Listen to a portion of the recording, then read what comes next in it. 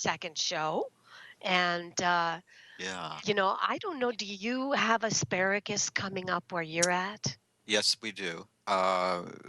We have a patch that we started 4 years ago, and the first year you plant them, you can't have them, you can't eat them, and then the following year, what comes up is what you can have, and so now it's been 4 years, and we have big, beautiful asparagus, and that there's a picture, a photo that's from the yard that I gave you that shows Yes. that just big, huge, beautiful asparagus. And I love Mhm. asparagus. We didn't have it when we were kids.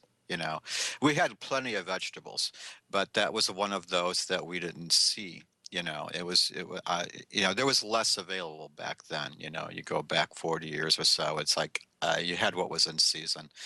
And this is Right. great. And what's great about growing your own asparagus is that it's not full of grit and sand, because it's growing right there in your yard, and it's soil, and we don't use bug spray or pesticides, or I use natural things. I've used hot red pepper to keep away the rabbits. Powdered pepper, powdered Mhm. cayenne. Also, there's a blood meal. There's blood meal. Oh, they hate that, and that will keep them away. If you sprinkle blood Blood meal, meal does, huh? blood I meal, always yeah, because well, we grow snow peas here too, and the rabbits were always eating the snow peas before they even had a chance to become plants. I mean, they would have shoots, and the rabbits would eat them. And we used blood meal last year, and you have to be very religious about it. Every time it rains, you have to put it down all over again, because the rain washes it away. excuse me. But it's not a bug spray, and you just rinse your vegetables, and it's really all you need to do if you're growing them in your yard without using pesticides or poisons. It's very easy. The food is a lot healthier that way. That's the whole reason why we grow at home anyway, is to just have that. It's so nice not to have to go to the store. You need vegetables, you just run out, and asparagus is very easy to pick. It's very easy to spot. You just snap it right off, or take a It's a sharp knife. beautiful plant too because Oh yeah, in the the the, autumn the it turns spray, yeah, gold the and it's spray of like those green. wispy Yes, fronds of I love that. Yeah, you and know so yeah. And it's all my very good. All this stuff, you don't get, excuse me. you can't Go ahead. get any fresher than that. I mean, the stuff is a lot, the things that we grow in our yard, because we're going to talk about the earth magic, and also um, planting, gardening for better spirituality, better health. And you have to realize, and you have to admit, when you allow your stuff to grow and ripen naturally at home, the flavors are much sweeter, much more intense.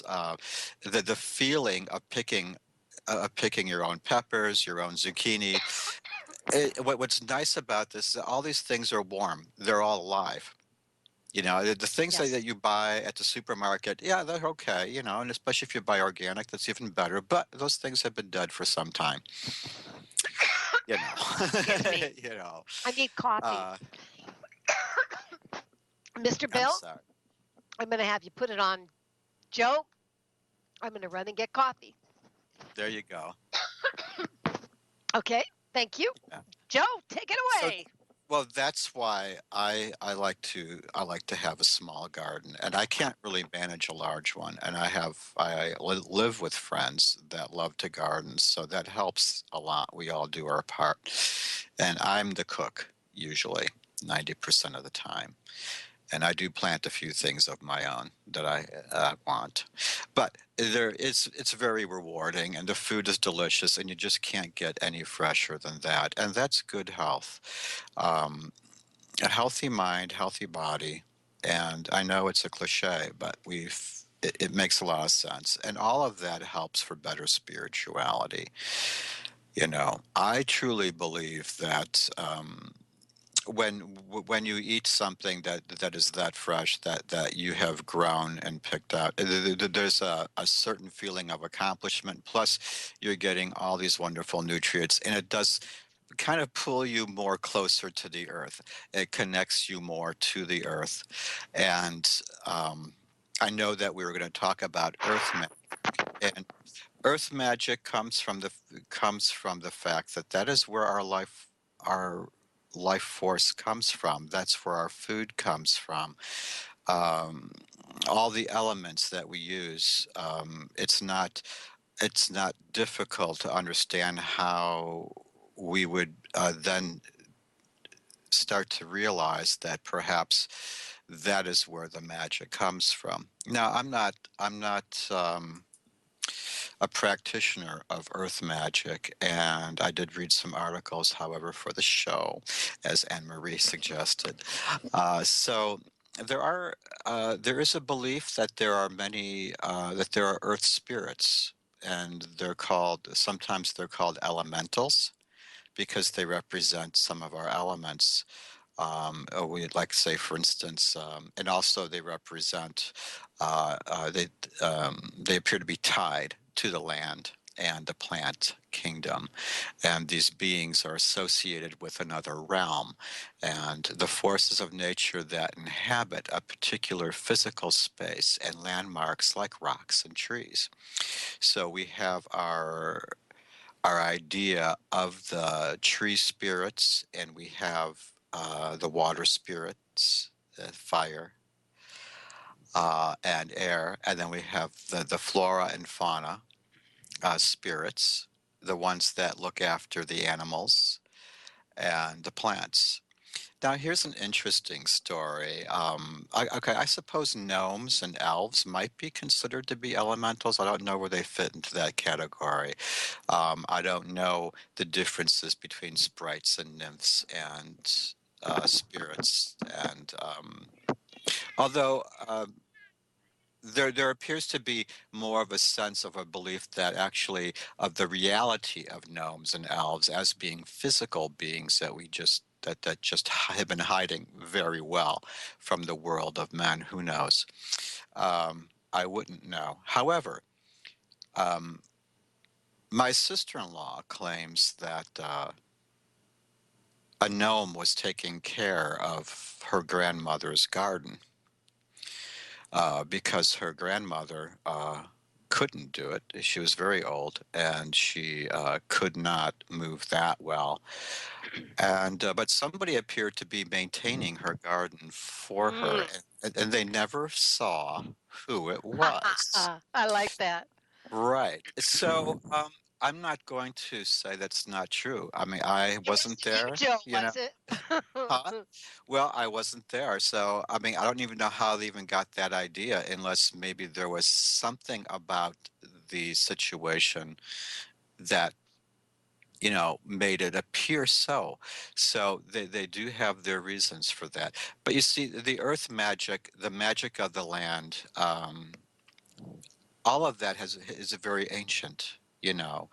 Uh, it's been around. It's been around ever since man started to think about, you know, spirituality. It's been around for a very long time, but that's where that comes from. And plus, we have in some religions, and we've often seen this even in ancient times, that we consider the earth to be our mother. The earth is a she. She's female, and I believe the Native Americans had the philosophy of Mother Earth, Father Sky. I don't know if that's them or Right. not, but it's very common. I've heard it before, and in the Greeks, the the Greeks and or the Hellenic pagans. Uh, Hmm. Gaia has been. I think I believe Gaia is another word for Earth, for Mother Earth, the goddess Earth. So that's where all the magic comes from. And so if that is your belief system, that's where that comes from. And we have long histories of people working with the elements. The one I know the least about, alchemy, isn't that with metals and chemicals? Usually, usually. Yeah. So Unless it's symbolic of it's, other things, but yeah, you can it have is. alchemy by transferring one thing into another, but the original was Yeah, turning. lead s- into gold. That attempting to change, to transmutate. The Mhm. things that, yes, so I know very little about it, and actually, I think H.P. Lovecraft liked to use that um, a lot in some of his tales of mystery and horror, because he dealt a lot with other realms and other dimensions and things from other worlds, bordering more upon science fiction, but there's Mhm. always the kind of a mythology to it as well. He infused like scientific and mathematics into his magic. And actually, I tend to believe that our existence might be more mathematical and than we realize. I think that whenever I read tarot cards, I sometimes feel like I'm putting together an algebra equation. Isn't that true? Isn't that true? You know, I always, doesn't I feel used that to way read music, sometimes. and back when I played viola, you know, in the Oh, symphony, and I remember that how I felt putting notes together. And it feels very much like reading tarot. hmm It's very much like a symphony of symbolism and putting it together to create a harmonious story. But the main thing that I feel about spiritual gardening is hmm like, when I'm in a garden alone, I often feel that it's kind of like when you're um, have a rosary in your hand and you're saying a yes. prayer or hmm saying for each bead you're saying a blessing, or I don't know how that goes. I'm not Catholic. It's the same way with pulling weeds. It's hmm kind of like when I'm out there and I'm pulling weeds. It's like for every weed that I'm pulling away some kind of misfortune or some kind of negativity out of the earth, and it becomes this Well, intense. it's very healthy. It's a meditation, really. I mean, it's sort of like you have this vibe going where you just start doing this. I mean, and then you are you're cleansing your garden. You're cleansing the Yes, garden, and yes, it's right. very good therapy. And like, I always feel that in when I'm in my garden, and I've been in churches, but if I'm in a garden alone and I'm under a beautiful blue sky or even a beautiful gray sky, I feel more in commune with God or with spirit than I do actually if I'm in a church with a bunch of people around me. Oh, me And too. I always feel I like agree. if people need a congregation, well then go and garden in a group. And Absolutely. if physical acts of need to be done to validate one's presence before God, like building a house in New Orleans or doing, why not do like for that lady that you were talking about and work in someone's garden that's Right. handicapped or that's so Yeah. hospitalized old that they can't. And it's So for practical. me, It actually helps somebody too. It does something. It's like I always figure, look, you want to be good and you want to have your connection with God, but how about maybe doing when you do that sort of thing, especially if you do it for somebody, but you're also getting a big benefit out of it for yourself too, because you do have that meditation process that we were talking about. So, I mean, actually, it puts it into a practical thing. This is somebody that actually is doing some good for somebody else besides ourselves. So that's a good thing. and there's no better place, I think, as I can remember long conversations with my little boy in the garden. We'd be planting seeds or hmm we'd be Everything's taking care of alive. the garden, and we just talk about things. And to me, it teaches the importance of right conditions, like how the sunshine or the rain Mhm. or how the planting of the seeds Sure. or the watering and the nurturing is just like what we do in our own life. And it's like action creates reaction. So you're Absolutely. teaching children just as much as if they were going to Sunday school to learn the same thing. Only Hmm. it's like a casual, inspirational conversation on life and death and reaction from action, just as much and just as intense and just as spiritual to me as you would do in a Sunday school class. And Oh yeah. and you know and you know what? What else? It teaches you sometimes that, like, when the droughts come and that flood comes and everything suddenly dies, Hmm. the ability to let go, because you have to know that anything on this earth is going to not be under your um, control. You can't control the weather. And so here we go again.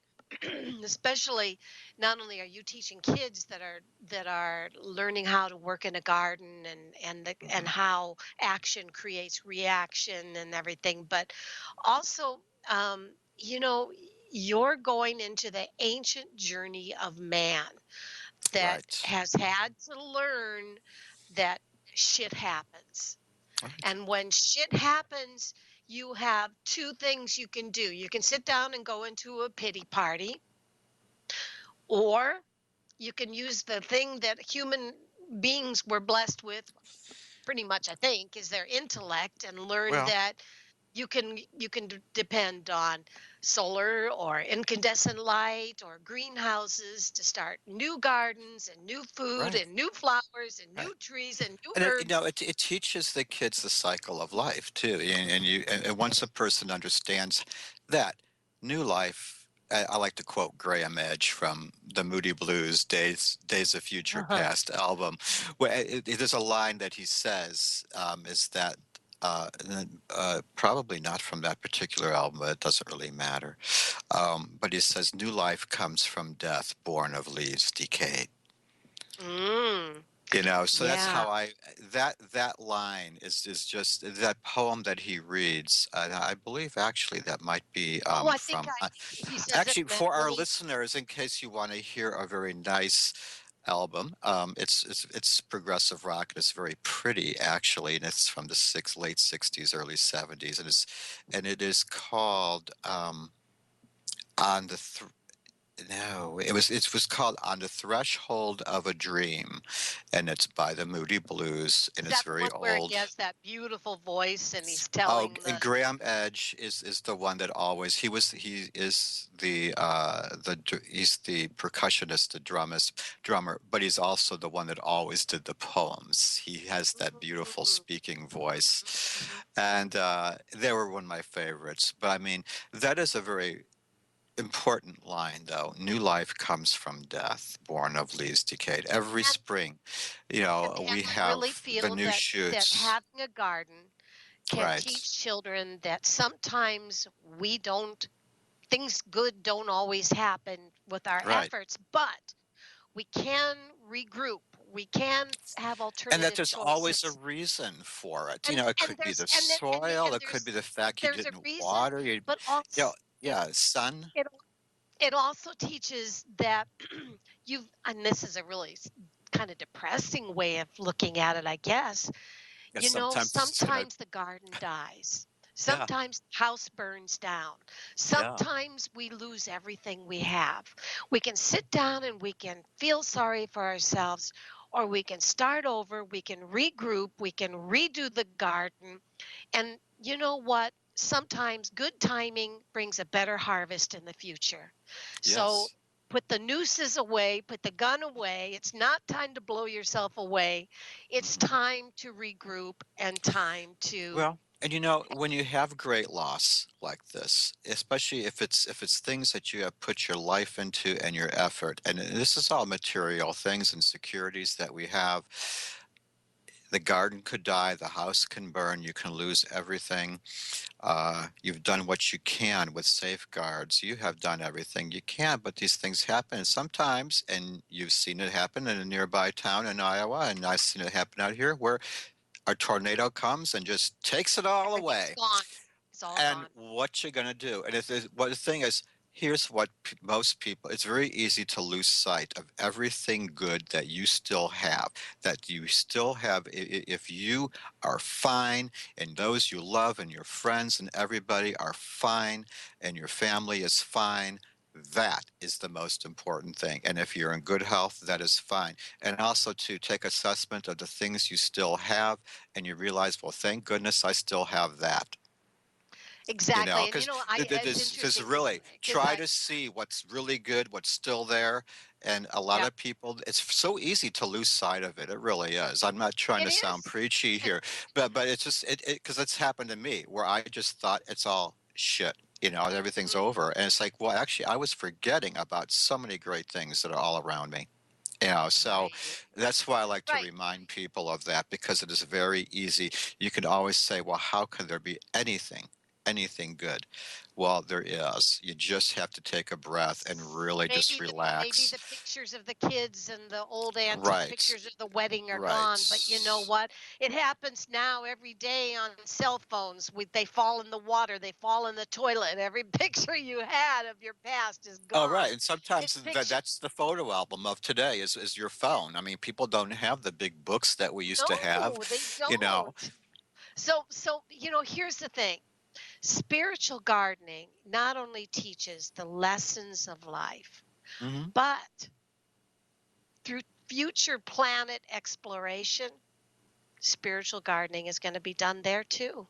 People are going to be planting. People are going to be doing the same things that ancient man was, maybe in different ways, maybe in different conditions, but it will all be about the process, and growing things and regrouping and survival and learning to let go.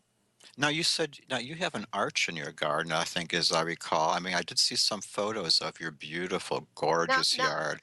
so And I was gonna say there are certain things, and I'm going to go into those. And first, I'm mhm, going to do the one, and then I'm going to give you the arch.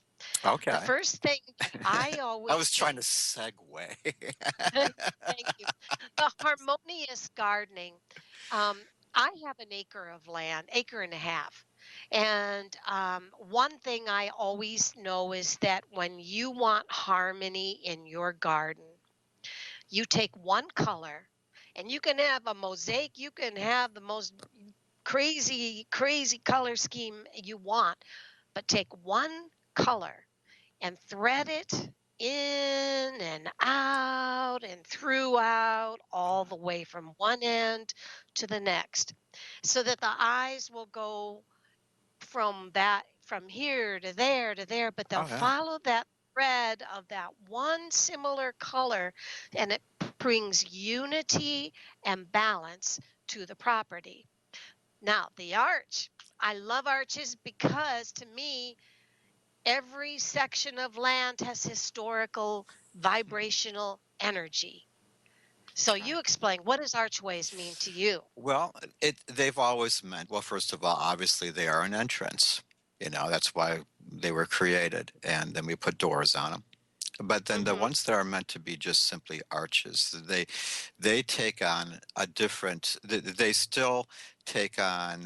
They still have the same meaning. It's an entrance, but it's also a transition. So if you have different arches in your yard, and usually I've seen this where it's like you go through a little section of a yard. I love it when people do this, and there's a little gate, another within the gate. You know, there's a yard within the yard, and this is a special section.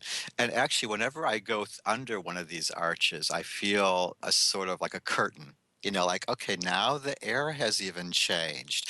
And here we're Mhm. outside, right? We're outside, it's all open air. But once we go through that arch, we could actually feel a change. And maybe it's Mhm.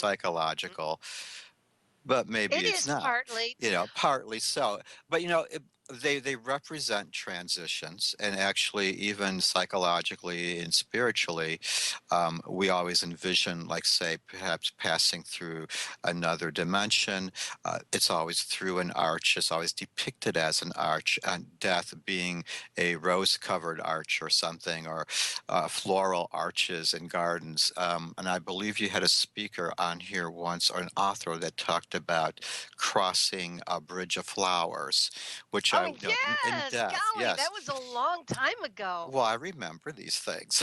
Okay, so, Yes. Yes. but I envision the arches first, the arches and Mhm. the bridge, and you go from one end to the other, and you come out the other side. And they will always represent transition. You know, we have the wedding arch. You walk through this door together. It is very symbolic, and you have your ceremony at the door, and you step through this arch. And I love them, and we've had, um, we have a lot of wonderful monuments all over the world that are these fantastic ancient arches out of stone. And I don't really know the reasons for all of their existence, other than it was designed to be a monument or a gate. Originally, sometimes they were gates to enclosed villages, and then as things opened up, the arches were so pretty and so, perfect for as an entrance to the town, that many times these are just left up, and that's why we have these wonderful arches. But yeah, it's spiritual, also in a garden and in nature, I love it.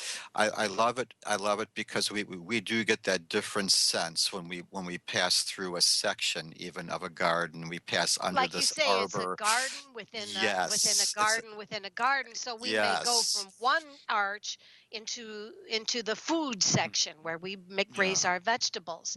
Then we have But another arches, arch and we go into the flower section, or we may have another arch that takes us into the relaxation and the right, chairs and the things. But it's all different energies, different right, portals of energy. right.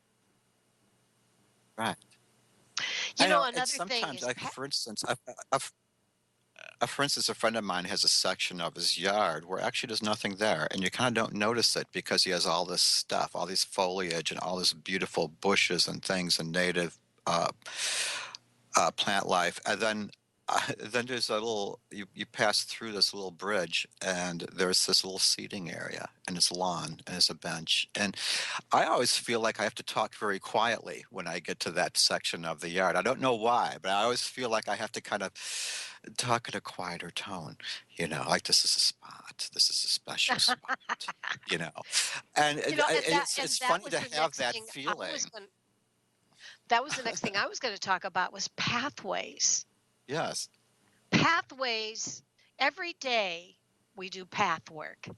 Every day in our spiritual life, we maybe go from the car and take a path to maybe a store, or we go, but we want our A to go to B. So I always get frustrated when I go on pathways that lead to weeds, Yeah. or go on a pathway that leads to absolutely nowhere. The most valuable thing you can do if you have a pathway is exactly what you said. Have a bench, have a Yeah. table, have something that A leads to B, so you don't just go into this kind of limbo where you have this feeling of incompleteness. You I want like to to have a or separate path, that once you get there, the Mhm. path back is a different path. Oh, oh, nice. Wouldn't Yes. that be nice? So you're not going to go back the Mhm, same way you came, because it's kind of boring. You just mhm. went that way. And if I had the yard for it and was large enough, and I still want to do this, even though we have the average yard now, but I still would like to put trails and bushes into a yard and not have just simply a lawn. Maybe a section of lawn, sure, and in front you have your basic lawn and or your ornamental plants, but in the back, I want trails. Mhm. Really, And you can do you that know, with any size. Even I've you seen can't do it. I've been to Yeah. university towns where people have micro mini yards, but they're the most Yes. amazing gardens I've ever seen. They're just full of layers. That's another thing when people have a layer, something here, and something on the bottom. Everything is not one level. You want Hmm. your eyes to go here, here, and here. It makes it more interesting. So Oh yeah. between your similar thread of color that winds and threads in and out of all of the chaos that gives you balance. B, your archway that Yes. allows you to walk from one energetic vibration into another, your maybe your vegetables to your flowers to your whatever, and then the pathway that always should go to something that allows you to relax. Yes. Like you said, that person, because you want to know, if I take this path, there's a rock or there's a Hmm. stone or there's a chair or a table or whatever where I can sit with my coffee, something that your pathway takes you to. And then you can take your path to the other way, like you said. Well, well, you know how frustrating it is where, like I like to walk on trails. I don't do any heavy duty hiking, but I like to take walks on trails if I'm Mhm. someplace that has them.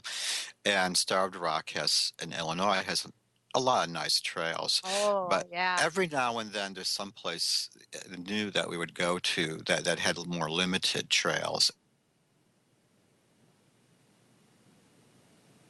Half hour and then come to a fence and then you have to turn around and go pick, Oh, I hate and it's that. just like I this hate it's like, that. it's like, well, I'm not going to come back. I mean, I know. I mean, after this, I get that. what?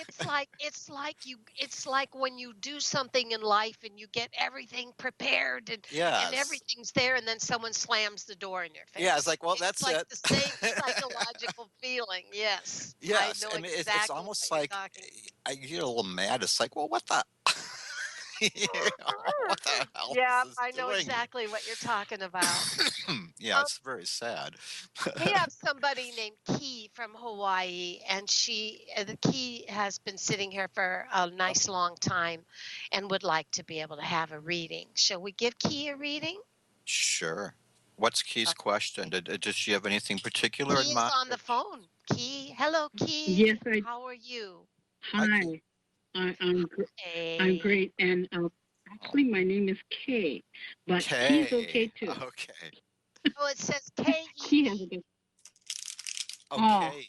oh K with an well. E. Anyway, I'm Okay. here, and I I've been feeling moved to move, so I'm looking for more information about this move. It's like I'm ready. It's time for me to replant myself on a new pathway, and Ah, I'm looking for some information, direction. I don't know if it's moving within the city I'm in, but I have a feeling it's a farther move, and I don't know when it's going to happen, but I feel it's time to replant myself. well, that just falls all in line with planting and path work with our show. So, Right. um, Well, I do Joe, see that in your past, I do see that you've been putting it off for a little bit of time. I noticed the Ace of Pentacles upside down in your past says that you've kind of avoided this, or because you couldn't do it. It's a new venture. You didn't have the money, or uh, you couldn't do it by yourself, or it just wasn't the time. So I do see that you've thought about this. So this doesn't seem like an impetuous thing. It seems like, it's time. So I am seeing. Uh, what we have here in your present at the present time is the Knight of Swords. Now, these face cards typically represent actual people. And I do see that this is a man who is about to enter your life, or to be a great assist in getting and making this happen, or somebody you might meet as a result of a move. But I'm seeing he's in the present time. So I am seeing that he's coming in real soon, like like real Mm, soon. I don't know who great. he is, or someone that you know who's going to step up. Okay, so but I'm seeing somebody who's like I got like a military sort of demeanor, like I would say a man's man. I mean, very manly, very grown up, very knows what he's doing. I mean, he's described as someone that you could very well picture in your head being a warrior, okay? Someone out there on the battlefield. This person, it's someone who's also very responsible, very mature, grown up, organized, good heart, actually a real grown up. He's no boy. Okay, he's a real man here. Mhm. And I'm seeing him coming in really soon. If he's not there, if he's not, he seems to be already there in your life or coming in right away very soon. So I do see that regarding the future, which is about this move. Well, you got here the Four of Wands, and they're saying, well, then do it because wishing won't make it so. You have to start making your plans, and you have to decide this. Um, but now um, you have to pay attention to your reality. Okay, don't you really have to? You can't overcome reality when you're making a move. You really have to be sure that you're going someplace uh, appropriate for you and for your needs. Don't just don't jump into the fire out of the frying pan, because that is a big deal. That this is important. So actually, you're being encouraged to. You're going to have to deal with some situations as they are. There's some things that you're just going to have to deal with. It's not going to be completely smooth, but you can do this. But you have to watch out that you're not moving because you're just bored. Okay. Mhm. You Okay. might not have to move. The card is also saying you might not have to move. Actually, maybe there are other underlying reasons why you might think, oh, it's time to move, but maybe it's not really the move that you need to do. And that's what they're saying Mm. to you. They say move is okay, but you have to consider your livelihood, your residence, weather, where would you like to be? Consider your age. I mean, I don't know how old you are, but I always figure, gee, where do I want to be when I'm 50, or when I'm old? Of course, I'm already past all that. But but you do have to think about these things. So is it practical, or maybe are you just moving because you're bored? And actually, I somehow don't think, and you might actually, I'm seeing that you might actually change your plans, or you might put it off a little bit longer. And don't feel bad if you do that. Okay. Don't feel Okay. bad about not being able to make the move really quick. Um, because that's an omen when that happens. I always figure, if it's not ready, if it's not right, then you probably shouldn't be trying to run out there wherever you're going. Okay. But they're saying moves are great. And I'm not seeing that. I'm not seeing you being told not to. But the cards are saying to me, that's fine, but be realistic and don't be moving out of boredom. Try to have a better reason for that. Okay. Mhm. That's all I got to say on it Thank for you. now. And the guy is Wonderful. interesting. The guy is really interesting. So that it's sort of like, well, that's great. I mean, if he's here, then you don't have to run away, you know. But again, if he's the one moving and you want to go with, well, hey, that's great too, because that's a better reason for moving than just boredom. So okay. Here's I what don't know my who that take man on is. this is, Kay. Okay. Mhm. First, Sure. when I'm looking at energetically where you are in life right now, the first thing it says is that the most important thing you can do is be patient, because it says that by persistently chasing your goals and deciding what your goal is your goal to have a job in a different area or to have friends in a different area. Well, get your ducks in line, because the most important thing you can do once you've got the courage to move is to be patient enough to be able to get your ducks in line.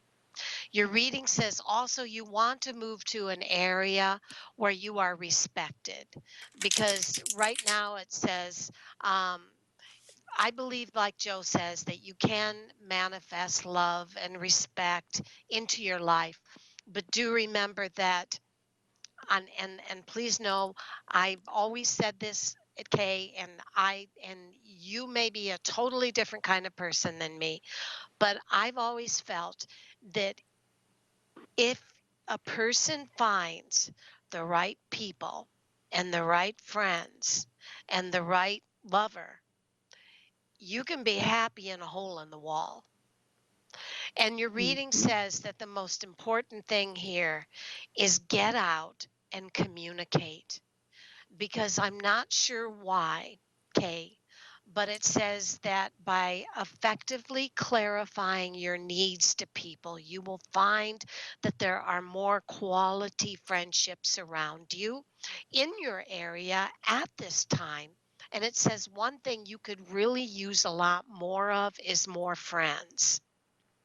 So your reading says, do understand getting your ducks in line means make sure that you've got the job, or you've got the essence of where you want to go down pat before you fly there or go there pell mell, because then you would be taking one dysfunction and placing it in another dysfunction, or one dissatisfaction and placing it in another dissatisfaction.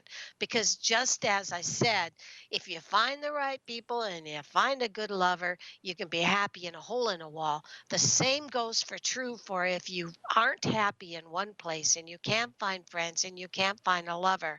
Make sure that you understand that you may face all those same dynamics in another area, no matter how cool or how artistic it is. However, if I look at and I believe Joseph is right that there is somebody coming into your life. And if I look at a little more detail on that energy stuff Yeah, I just saw, it says it's at interesting. this at this time, it says you are in the vibration of a new beginning. It also says watch out for obsessing. Now, I don't know. Have you been in love with bad boys? Have you been in love with complex people that seem to somehow be volatile or really intense and complex? Or is that you? It's not me, and I tend to steer away from that. Though there is someone who I wouldn't say is volatile and stuff. No, I tend to look for healthier people to be around me, and I Okay. am always focused on my personal growth.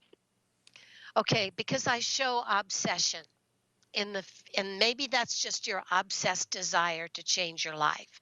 I don't know.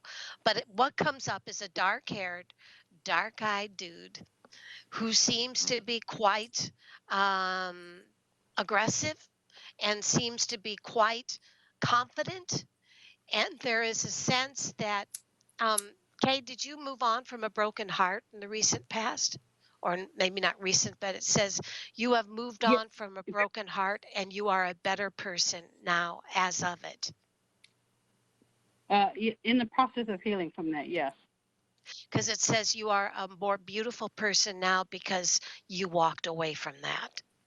So your reading Okay. says the most important thing now is to remember that as you obsessively or passionately chase your self healing and plant the seeds for making your life better, and this person comes into your life, make sure that you don't find yourself um, without even meaning to, looking for a carbon copy of the good days you used to have with someone.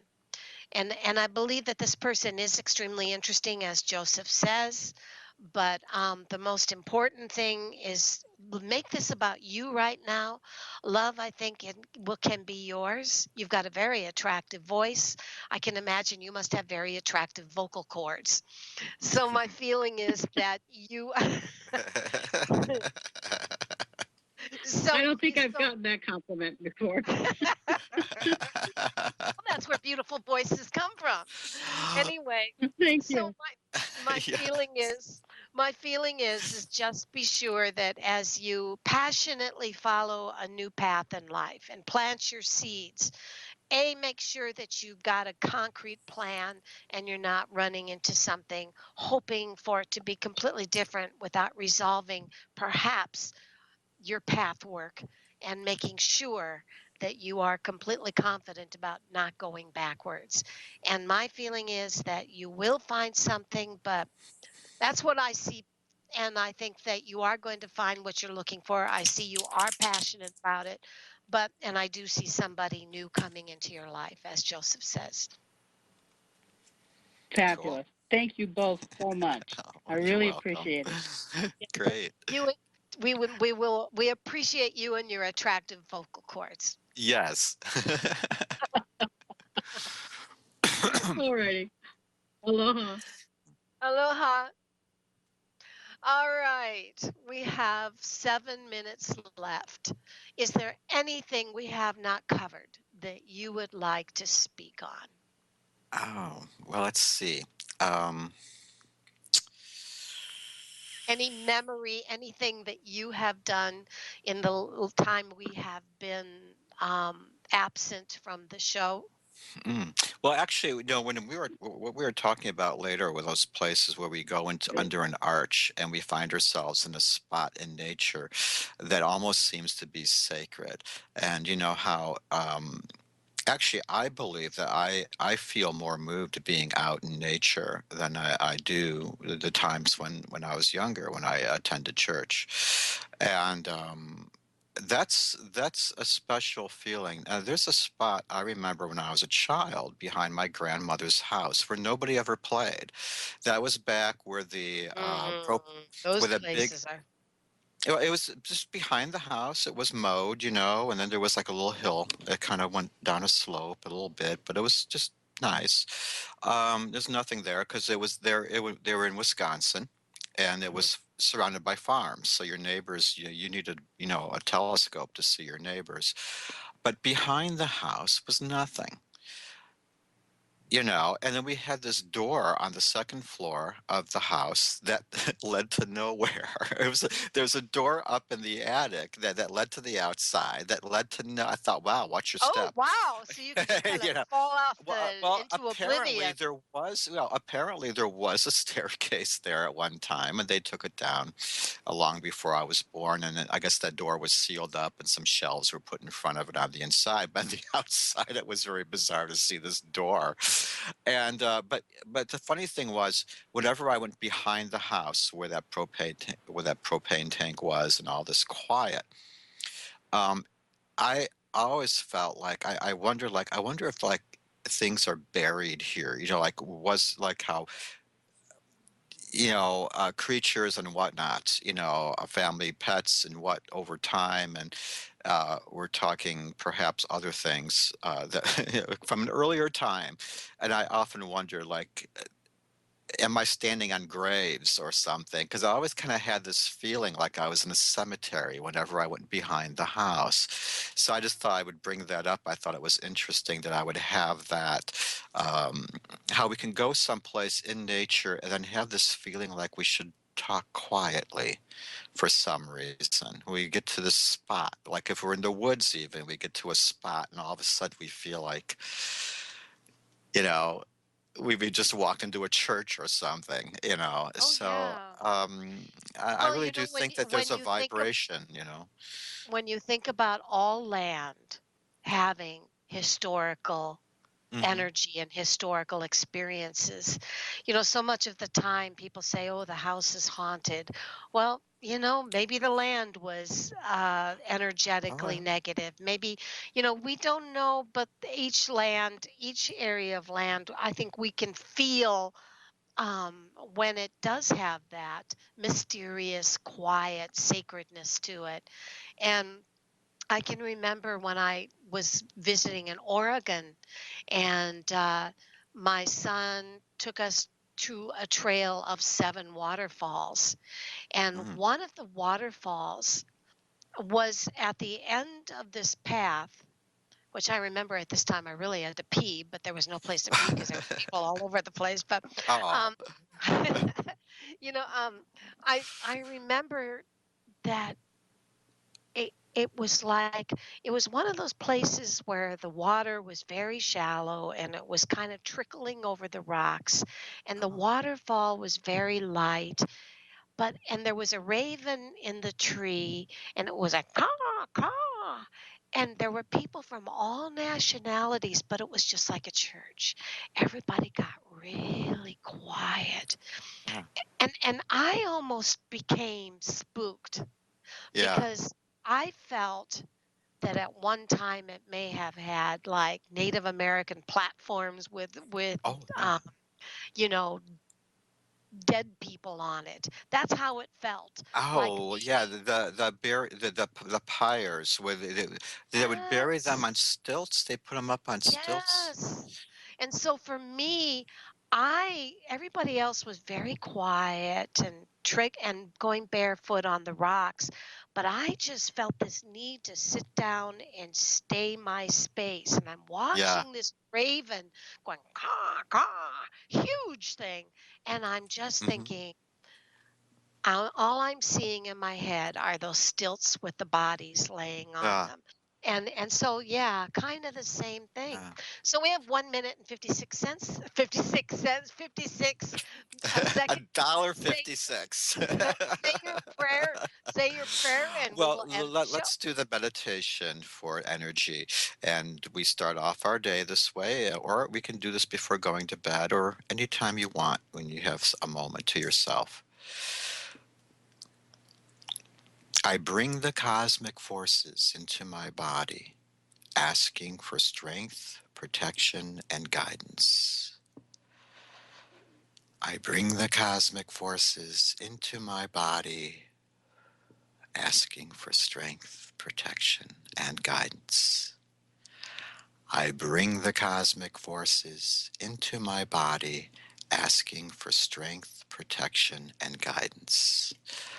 Thank you, thank you, thank you. And thank you, Joseph. And Oh, you're welcome. we will Thanks for see you having me again here. next week.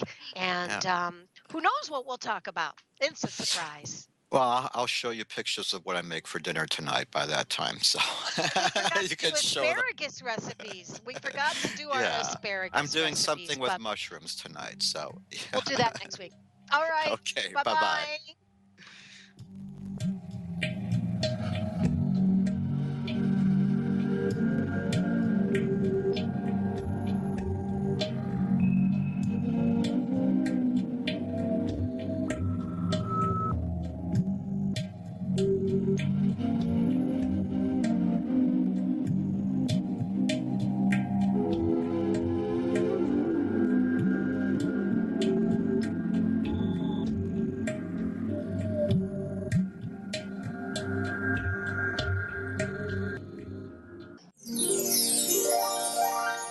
Hi, I'm AnnMarie Odell.